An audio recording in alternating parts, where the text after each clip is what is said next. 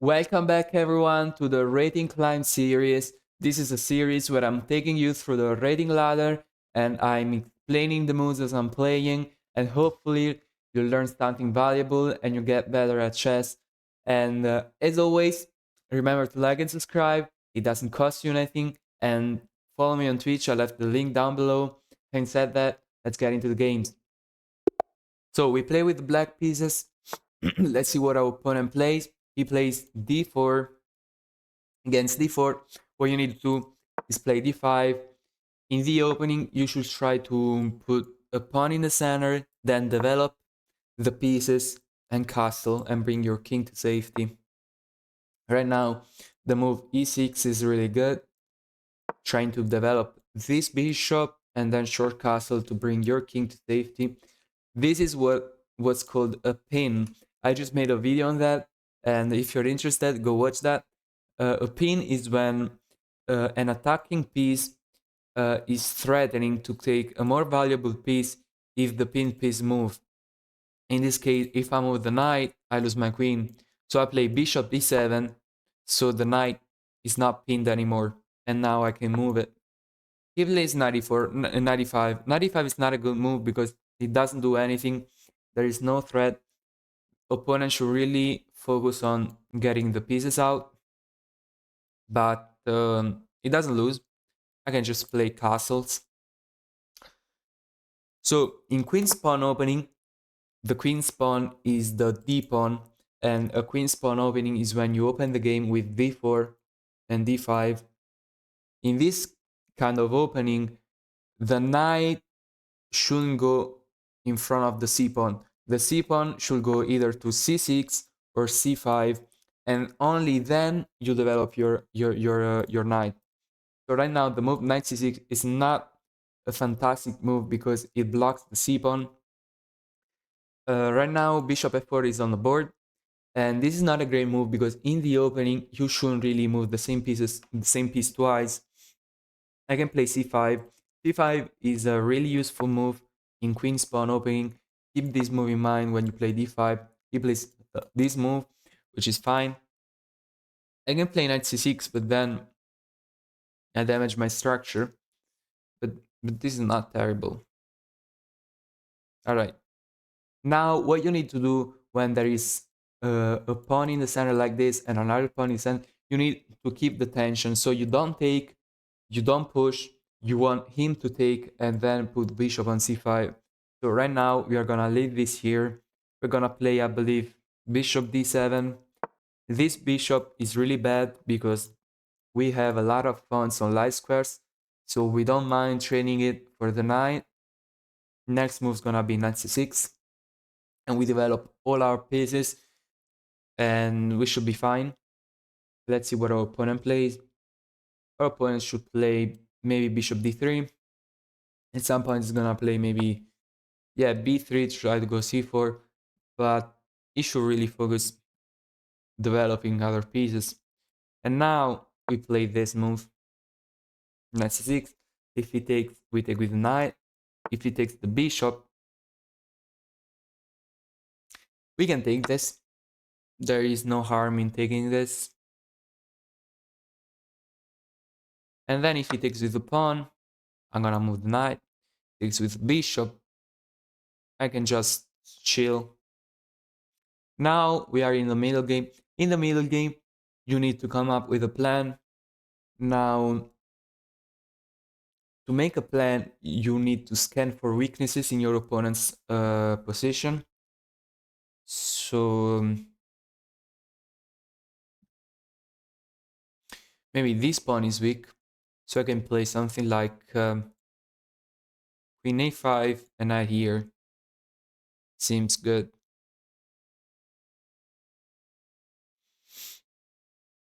Right now I have low time, so I cannot really explain that much. I mean, I can explain, but I won't take it as much. I gotta speed up a little bit. All right.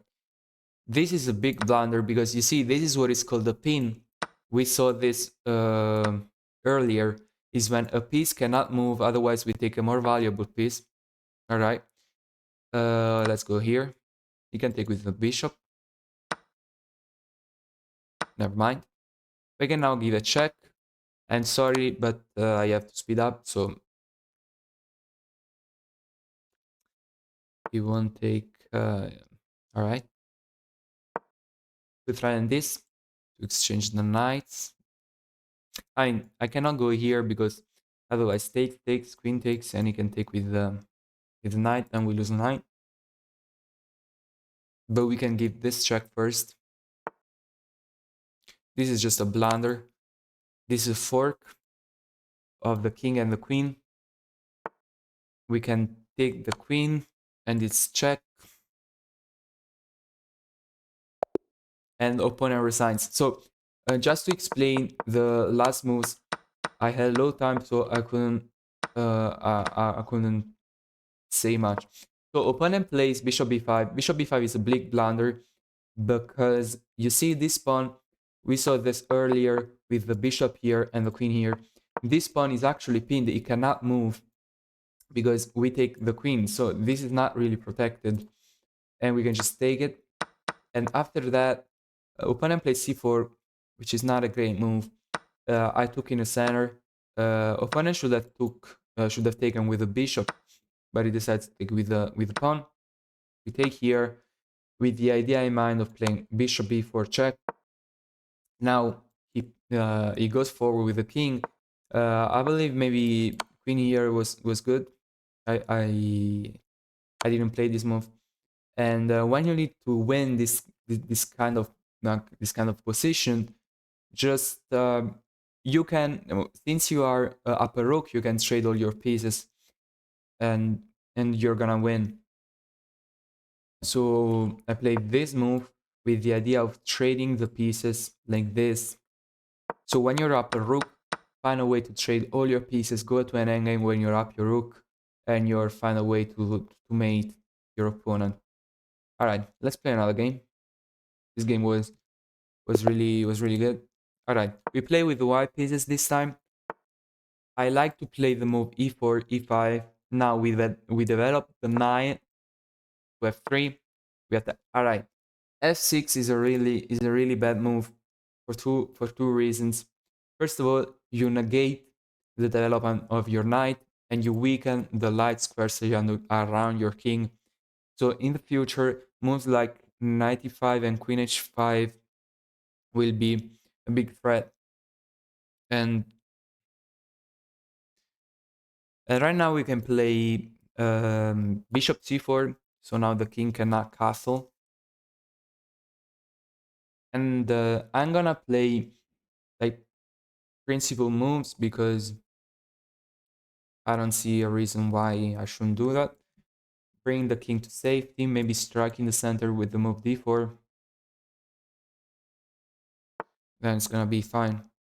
Right, opponent plays knight e7. You see the problem with playing f6, you can put the knight here. So that's not really a great thing. I can castle. I would castle. Then the game plan is maybe d4. Yeah, this is really bad because when the king is in the center, a rule of thumb is to open up the center. All right, he plays there. I can play here. Don't take this because otherwise you help your opponent develop. You shouldn't take this. You play here and you make a threat. Don't take this knight because generally, if you make a move and you waste a turn and you help your opponent, you shouldn't do that. Alright, then now I can play this and it's check, but then after king f8 there are two threats. And so this is probably bad. I should just buckle up to b3.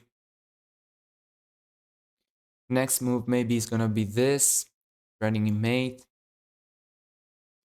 I don't really see how I can stop that.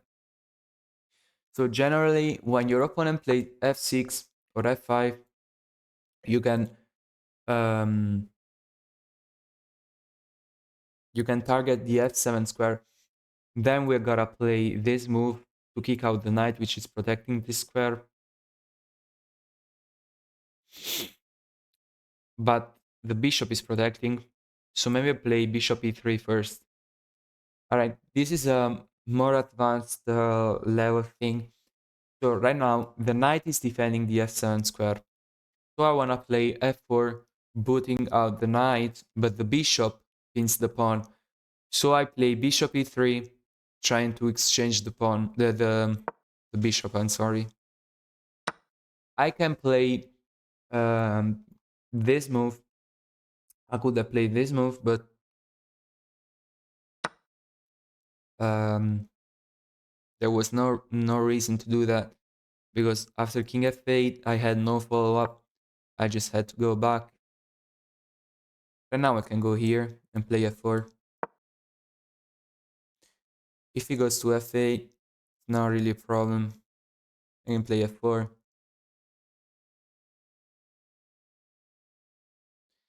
Then it's gonna be queen d5. Alright, queen there doesn't do anything. I can just play queen here. Or maybe f4 first. Let's play f4 first. Although he can have some checks like queen b6, we just... Alright, he decides to go attack our knight. But he forgot we can take this with check.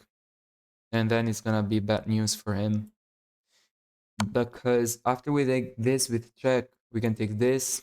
And then the king is gonna be open. This is bad news for our opponents. Maybe we... no, maybe nothing. Yeah. And now if he takes, we take with check. It's really bad news for our opponent. Place here, just go king h1. He decides to attack our knight. It's not a great move. He ranks a rook. But the thing is, I don't think I want to take it. Maybe I want to take this with check. Let's start with this. Now, you can take the knight, but with rook here, yeah, it doesn't take the knight. You can play here. Yeah, time is ticking, so I should probably give this check.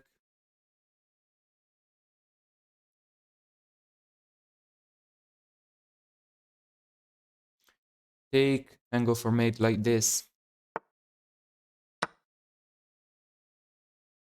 Yeah, you need to be careful when you're attacking not to get tunnel vision because otherwise your opponent can find a way to counter attack. Right. This is mate. There is queen here and at queen here. I take and queen e2. And this is mate after, yeah, this is mate. All right. This was a game where our opponent played f6, and I showed you how you can exploit the move f6 because all these weaknesses around the king now can be exploited with move like bishop c4 and sacrifices like this. And yeah, the game was pretty straightforward. Maybe I had a cleaner way to win. Yeah, now I could have played maybe knight g7 check.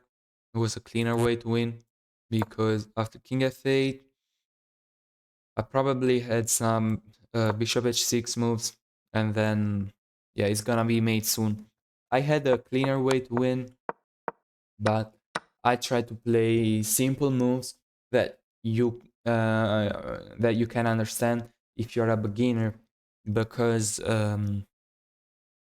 this part of the series is about beginners. Now I'm gonna play a last game. Let's see who we play against. Play against a gentleman from Iraq, d4, d5.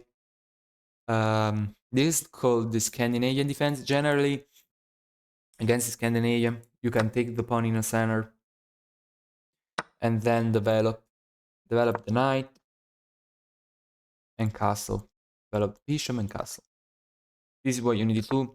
If you want to put pawn in the center, you probably should put this pawn. All right, opponent's trying to go for this, for g4, which is not terrible move.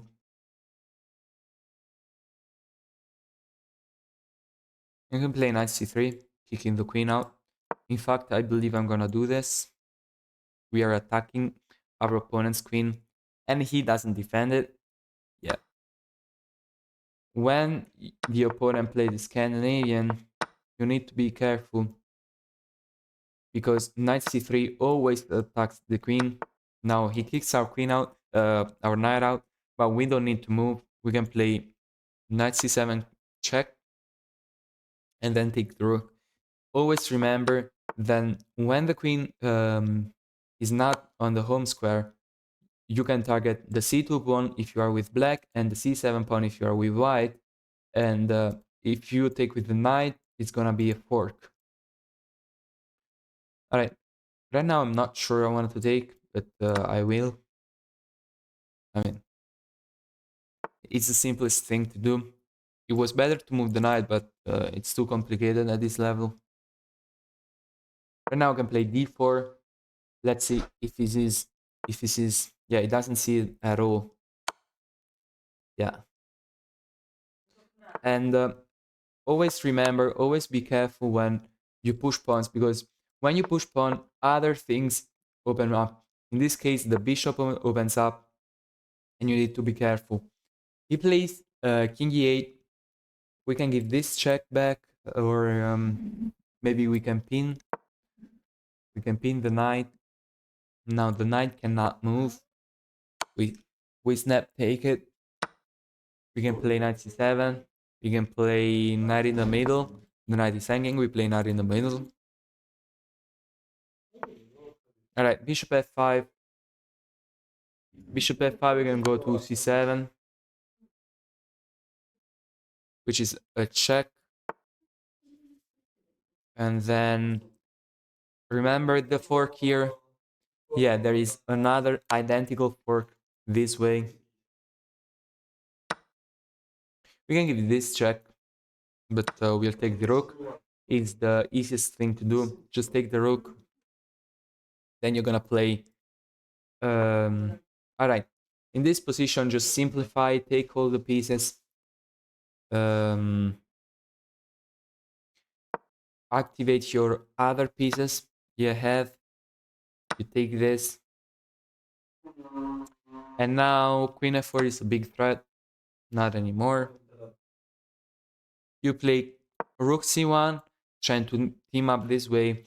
And when you're up a lot of material, you need to make threats. You need to make threats towards the king. In this case, queen f4 is a check. Always look out for checks. And in this case, this check wins material. Perfect. Now we can take the bishop, and it's gonna be mate soon.